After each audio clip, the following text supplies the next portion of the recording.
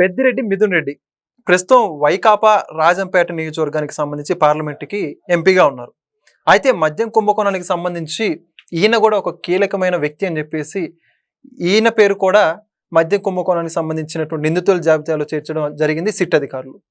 తాజాగా ఈయన ఏదైతే సుప్రీంకోర్టులో బెయిల్ పిటిషన్ దాఖలు చేశారో ఆ బెయిల్ పిటిషన్‌కి సంబంధించి విచారించినటువంటి సుప్రీంకోర్టు ధర్మాసనం బెయిల్ పిటిషన్‌ని తిరస్కరించింది. అయితే ఈ యొక్క అంశం గురించి మరిన్ని విషయాలు తెలుసుకోవడానికి మనతో ఉన్నారు రాజకీయ విశ్లేషకులు శ్రీనివాస్ జొన్నలగడ్డ గారు. సార్ నమస్కారం అండి. నమస్కారం. పెద్దిరెడ్డి మిథున్ రెడ్డి దాదాపుగా మద్యం కుంభకోణం ఎప్పుడైతే తెర మీదకి వచ్చిందో ఆ రోజు నుంచి ఇప్పటి వరకు అనేక సార్లు బెయిల్ పిటిషన్ అప్లై చేసుకోవడం జరిగింది. సుప్రీంకోర్టుకు కావచ్చు, హైకోర్టుకు కావచ్చు. ఎట్టకేలకు ఈరోజు విచారణ జరిపించినటువంటి సుప్రీంకోర్టు ధర్మాసనం ఆ పిటిషన్ డిస్మిస్ చేసేసింది. మరి ఒకసారిగా పెద్దిరెడ్డి మిథున్ రెడ్డికి గందరగోళంలో పడ్డట్టయింది. మరి ఆయన భవిష్యత్తు ఏంటంటారు? ఎప్పుడు అరెస్ట్ అవుతారు? ఏంటి పరిస్థితి? ఇక్కడ మిథున్ రెడ్డి గారు అదే సుప్రీంకోర్టుకి మరో వినతి కూడా చేశాడు. ఆయన అరెస్ట్ నుంచి అరెస్ట్ చేయకుండా అడ్డుకోవాలని. అయితే అది కూడా సుప్రీంకోర్టు తిరస్కరించింది. ఇక్కడ హైకోర్టులో తిరస్కరించిన తర్వాత బెయిల్, ముందస్తు బెయిల్ని సుప్రీంకోర్టుకి వెళ్ళాడు ఈయన. సుప్రీంకోర్టులో కూడా అదే చొక్కెదురైంది. అయితే ఇంకా ఎట్టి పరిస్థితుల్లోనూ సిట్ విచారణకు హాజరు కావాల్సిన పరిస్థితి అయితే ఇప్పుడు మిథున్ రెడ్డికి తప్పదు. అయితే తప్పించి తిరుగుతున్నాడు. ఎక్కడ తిరుగుతున్నాడు, ఎక్కడున్నాడు అనేది ఎవరికి తెలియదు. అతను అంతటా అతను వచ్చి సిట్ విచారణకి రావాల్సిన పరిస్థితులు కాకుండా తప్పించి ఎందుకు తిరుగుతున్నాడు అంటే తప్పు చేస్తేనే కదా. సో తప్పు చేశాడనే విషయం మనకి ప్రజలకి అందరికీ అర్థమవుతున్న విషయం. అయితే ఆ తప్పు ఎలా జరిగింది అని చెప్పడానికి ఇప్పుడు ఖచ్చితంగా సిట్ విచారణ పిలుస్తుంది. రేపమ్మాపో పోలీసులకి కూడా పట్టుబడే అవకాశం ఉంటుంది. అంటే లుకౌట్ నోటీసులు జారీ చేశారు కాబట్టి ఖచ్చితంగా బయటకు వెళ్ళే అవకాశం లేదు, విదేశాలు పారిపోయే అవకాశం లేదు. ఇక్కడే ఎక్కడ దాక్కున్నాడు, ఎక్కడ తలదాచుకున్నాడు, తల దాచుకోవడానికి అవకాశం ఇచ్చింది ఎవరు, ఇవి కూడా నేరం అవుతాయి. సో అందువల్ల ఎక్కడున్నాడు అనేది ఖచ్చితంగా మరికొద్ది రోజుల్లో అయితే దొరికిపోవడం ఖాయంగా జరుగుతుంది. తర్వాత అప్పుడు కీలకమైన మార్పులు అంటే కేసులో మలుపులు జరుగుతాయి. అంటే దానికోసమే విజయసాయిరెడ్డి కూడా అంటే విచారణకి ఇంకా వాయిదా కోరాడా అని కూడా అనుకుంటున్నారు బయట. ఎందుకంటే మనం 4 రోజుల క్రితమే అతను విచారణకి హాజరు కావాల్సి ఉండగా తను కొన్ని వ్యక్తిగత కారణాలు ముందుగా అనుకున్న కార్యక్రమాల కోసం అని చెప్పేసి నాకు విచారణకి నేను తర్వాత వస్తానన్నట్టుగా అతను మాట్లాడారు. అతని విచారణ వాయిదా పడింది. ఈ వాయిదా ఎప్పటిదాకా ఉంటుంది అనే దానికి బహుశా మిథున్ రెడ్డి అరెస్ట్ అయ్యి కస్టడీకి తీసుకుని రిమాండ్లో అతనికి సంబంధించిన విషయాలన్నీ బయటకు వచ్చే వరకు విజయసాయిరెడ్డి దాని గుప్పిటి ఇప్పే పరిస్థితి ఉండదా అన్నట్టుగా కూడా ఉంది. ముందుగా విజయసాయిరెడ్డి గుట్టు ఇప్పుతాడా లేదా మిథున్ రెడ్డి అరెస్ట్ ముందు జరుగుతుందా అనేది ఇప్పటికీ కూడా ఒత్తుకంటే. ఓకే, మరి అయితే ఇప్పుడు ఒక ప్రస్తుతం పదవిలో ఉన్నటువంటి ఎంపీ అయినా ఆ విధంగా పరారిలో ఉండడం కావచ్చు, చేసిన తప్పును ఒప్పుకోకుండా ఆ విధంగా పరారిలో ఉండడం ఎంతవరకు సమంజసం అంటారు? మిథున్ రెడ్డి గారి గురించి ఇక్కడ మీరు అడిగిన దానికి ఒక ఉదాహరణ చెప్పాలి.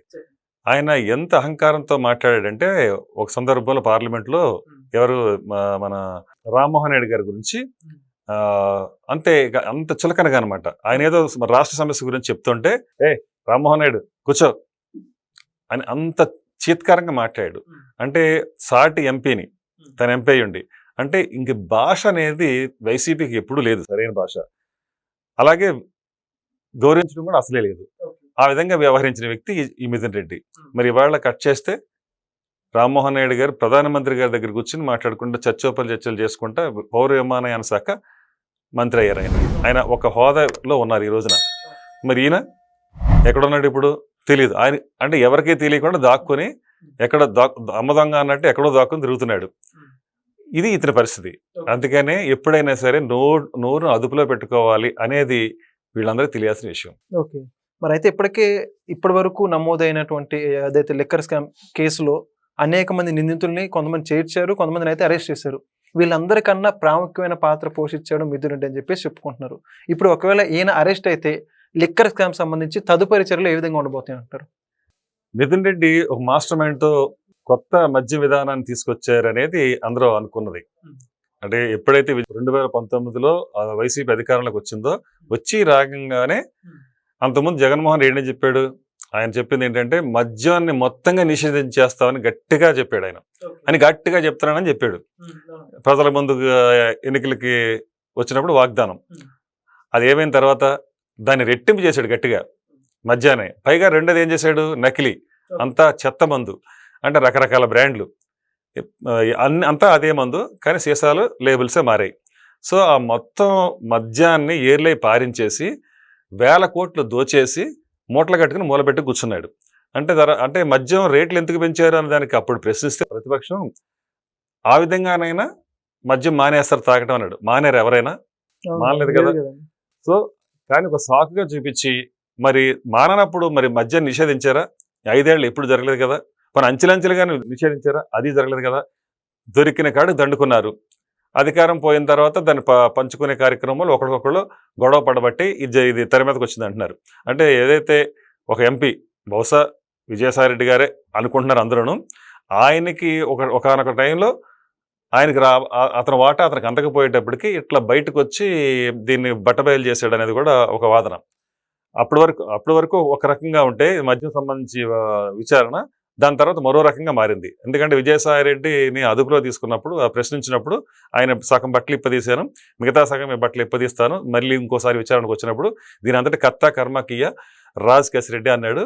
అలాగే ఇప్పుడు మీరు అడిగిన మిథున్ రెడ్డి విషయం కూడా వస్తే, ఆ మిథున్ రెడ్డి గారు ఏదైతే మాస్టర్ మైండ్ అని ఆ రోజున చాలా మంది ఇప్పుడు అదే ఆ వ్యూహరచన, మద్యం కొత్త విధానాన్ని వ్యూహరచన చేసిందే మిథున్ రెడ్డి అంటారు. ఆ విధంగా ఏ విధంగా వాటాలు పంచుకోవాలి అంటే 90% వాటా బిగ్ బాస్కి ఎలా వెళ్ళాలి, మిగతా 10% వాటాని మిగతా వాళ్ళు ఎలా పంచుకోవాలి, ఈ డిజైన్ అంతా మిథున్ రెడ్డి నుంచి అంటున్నారు. అంటే ఎక్కడెక్కడి నుంచి ఎంతెంత వచ్చినాయి, దాన్ని ఎలాగా అంటే ఒక ఏమంటారు దాన్ని, ఒక కొరియర్ సిస్టంలో అమౌంట్ అంటే షాప్స్ నుంచి కానీ లేదా బేవరేజెస్ నుంచి కానీ ఈ డబ్బు ఏ విధంగా రాజ్ కసిరెడ్డి వరకు అంటే వారం వారం ఎలా వెళ్ళి ఆ డబ్బుని ఏ విధంగా మళ్ళీ తను ఎక్కడెక్కడ మళ్ళించాడు, ఇవన్నీ కూడా ఈ వ్యూహరచన ఇదంతా. ఈ వ్యూహరచన అంతా కూడా మిథున్ రెడ్డికి పూర్తిగా తెలుసు. అలాగే విజయసాయిరెడ్డి కూడా తెలుసు. ఎందుకంటే విజయసాయిరెడ్డి ఇంట్లోనే ఇవన్నీ మొత్తం సమాలోచనలు అనేవి జరిగినాయి. కాబట్టి ఇప్పుడు వీళ్ళిద్దరే చివరాఖరిగా కీలకమైంది. మీరు అన్నట్టు మిథున్ రెడ్డి అరెస్ట్ అయితే కనుక ఇలాంటి కీలకమైన అంశాలు ఇంకా చాలానే బయటకు వస్తాయి. మొత్తం గుట్టరట్టే వస్తే అప్పుడు పూర్తిగా ఒక కొలిక్కి వస్తుంది. Okay, thank you sir. నమస్కారం. Please subscribe to Leo News for more videos.